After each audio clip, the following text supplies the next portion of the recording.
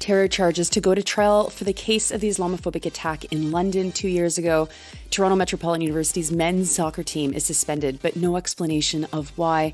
Massive E. coli outbreak at 11 children's institutions, daycares included in Calgary.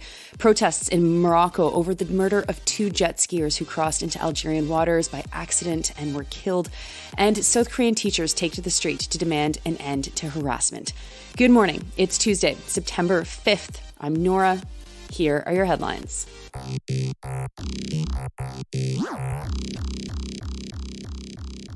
First this morning, we start in Windsor, where Nathaniel Veltman will finally be on trial for the murder of the Afzal family more than 2 years ago in London, Ontario. Veltman is alleged to have intentionally targeted the Muslim family and hit them with his truck. He has been charged with terrorism charges. That might seem like an obvious charge for such a crime, but prosecutors have been reluctant to charge mass murderers who have been driven by hatred with terrorism. I followed the trial of Alexandre Bissonnette very closely and watched the debates and reasonings behind why first-degree murder charges were chosen and not terror charges. It basically boiled down to which charges would be easier to prove in court. Terrorism law is less tested than first-degree murder, and so goes the logic. It might have been harder to secure a conviction if he had been charged with terrorism. But now, Veltman will be standing charges of terrorism. It will be the first time that terrorism laws will be tested like this since they were passed after 9/11, including the first time that a jury will deliberate on terrorism charges, reports the London Free Press.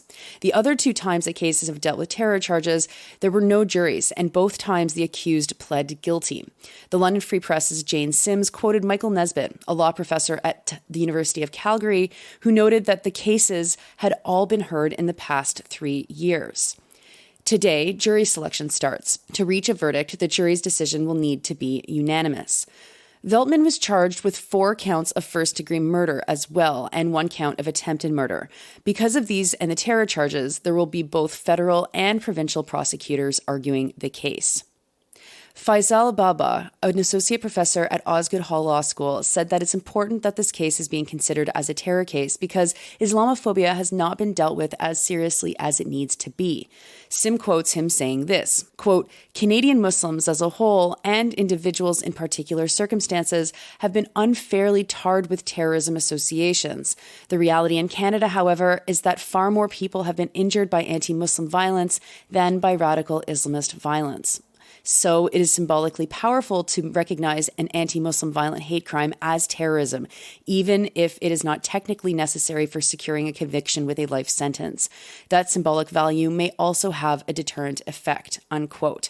And that's definitely also a lot of what I heard from the families of the victims in the Quebec City shooting as well, who, of course, were disappointed that there were no terror charges applied to Bissonnette. The victims of this attack were Salman Afzal, who's 46, his mother, Talat Afzal, who's 74, Madiha Salman, 44, and their daughter, Yumna, who was 15. A boy survived the attack. Next to my alma mater, Toronto Metropolitan University, where the men's soccer team has been suspended from all activities. The university has opened an investigation, but has not said what kind of investigation or what the alleged, quote, serious and concerning behaviors, unquote, are that were found in a report. The news was broken by the campus newspaper The Eye-Opener and reporter Elias Hussein. The university made this statement, quote, "A report had been received by the university alleging serious and concerning behavior. The university is investigating fully and the activities of the men's soccer team have been suspended until further notice," unquote. Hussein quoted someone from the university who said that the team will be defaulting games and, quote, "If there are any other changes to the schedule, we'll let you know," unquote. In classic university fashion, they said that there will be no more comment until an investigation is completed. Because why would they try to do anything with a bit of transparency? TMU admin? Huh? Reporting from Mitchell Fox at the Eye Opener just a few weeks ago said that the team, quote, have their sights set on championships in 2023. In 2022, they lost at the provincial finals. This piece by Mitchell Fox is quite interesting because it's glowing. It quotes several members of the team and the coaches, all information that's not in Hussein's piece, nor has it been picked up by mainstream media. The articles that I've seen in mainstream media basically report exactly what Hussein wrote about the charges. But if you go back and see the buzz that was around this team, it gives a bit of insight as to what everyone's hopes were that they were going to be able to achieve this year. One of the team recruits for 2023, Christopher Campoli, is quoted in the Fox piece saying, quote, I feel we're going to come out flying right out of the gates. The sky is the limit for the group of guys we have this year, unquote. The idea of TMU having a soccer team is funny to me, as we never had anything close to varsity soccer, though I did play a lot of intramural soccer. This is a brand new team, so any kinds of hazing or other typical sports abuse rituals, if that is what's happening here, would have no history along with this new team. It's its second year of operating. Or maybe the issue is sexual assault, or maybe the players are into Bitcoin. We have no idea because the university has decided to say nothing, which is shameful. But to the Eye Opener, keep reporting this because mainstream journalists are paying attention. Next to Calgary, where an E. coli outbreak at a single kitchen has spread to 6 daycares and 5 other locations. The daycares are all part of the Fueling Brains chain. The other locations are the Brainier, I don't know how to pronounce that one, Brainier Academy, Kids Space, Little Oak Early Education, Almond Branch School, and Vic Academy. And I just need to pause. Aside from Brainier, that's literally brain with an EER at the end. Fueling Brains, where were the owners on E. coli when they came up with these names?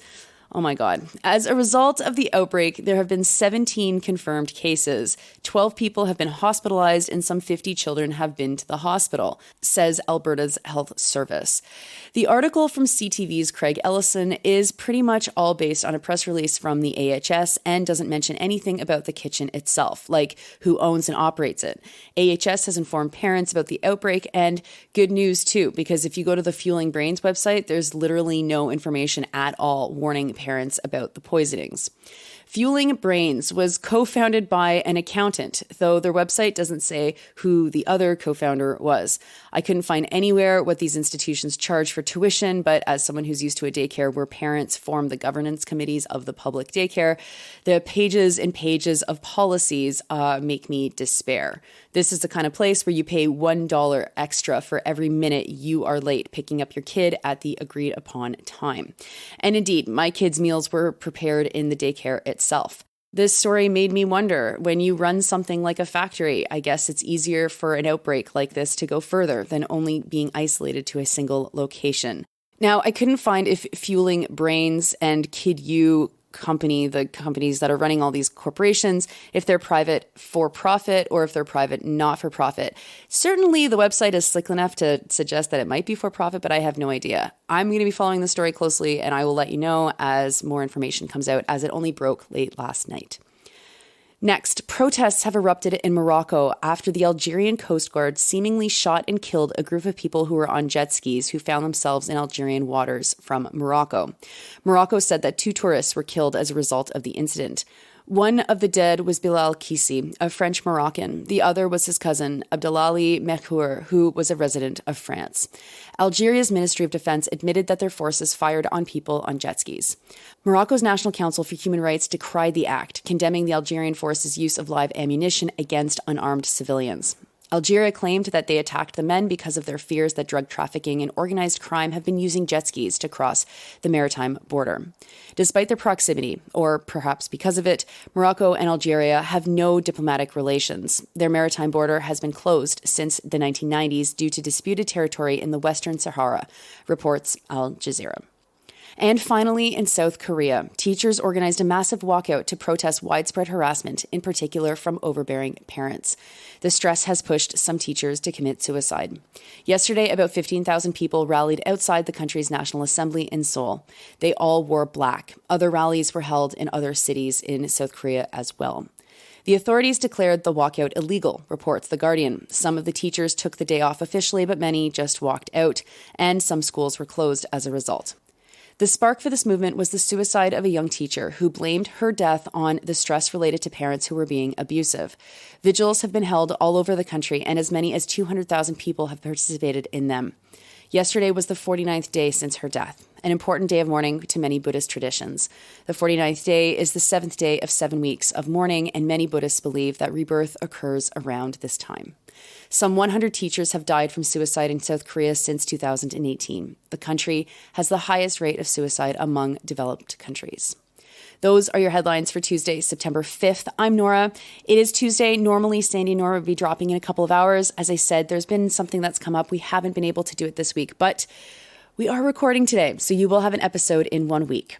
You're listening to this podcast at sandyandnora.com, on the Real News Network podcast feed, and wherever you get your podcasts. I hope you have a wonderful day and stay cool if you're living in an oppressive heat wave like I am.